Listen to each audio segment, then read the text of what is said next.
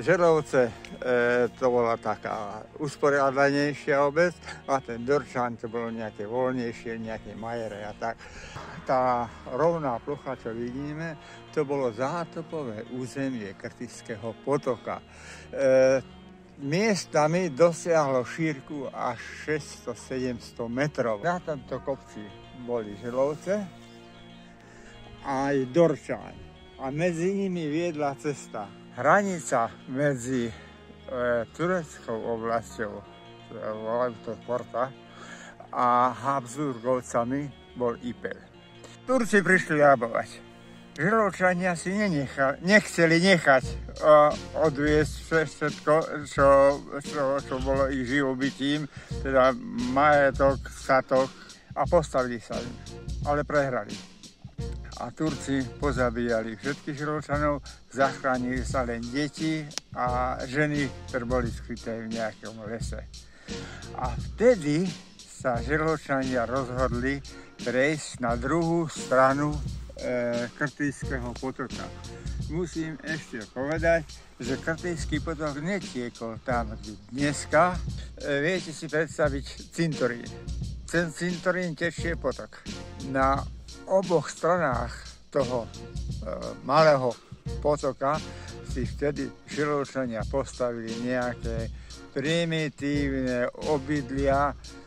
No a teraz ste nás povodili po vysokej tráve a dostali sme sa na kopec, o ktorom hovoríte, že tu bola dedinka Dorčaň. Áno, tu bola dedinka Dorčaň. A máme na to nejaké dôkazy. Tu niekde na tomto mieste sa našli strieborné mince, denáre. Tiež tu sme našli otesaný kameň. Otesaný kameň, ktorý musel byť súčasťou nejakej budovy. Nebol to poklad tak, ako že v nejakom hrnčeku sa tie mince našli, ale bolo to rozorané a na ploche asi 200 metrov štvorcových prerilované, prekopané sa po jednom našli tie mince, ktoré určujú práve miesto Dorčaň a určujú dobu. Čiže to, čo si treba dnes zapamätať je, že tam, kde teraz hľadíme, bola kedysi pôvodná obec Želovce.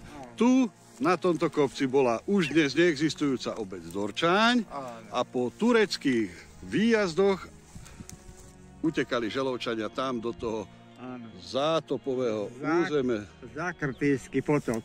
To zátopové územie stadiaľ to bolo až po kostol. A mali tam na tom Dorčáni a na tom pôvodnom mieste Želovec aj svoj kostol? Mali, pravda. Želovské kostoly, to je celkom zaujímavá téma.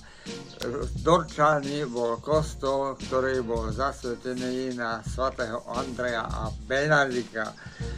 Ten zrejme tiež prišiel v tom požiari, ktorý založili Turci. Vyšiel na vnívoč, ale stadiaľ roztopený kov, táto zvonovinu, preniesli sem. A tá zvonovina bola v inventári cirkevnej obce Želovce a z toho odliali zvon, ktorý i dnes je v súčasnom kostole. Je na väži súčasného kostola. To je predpoklad.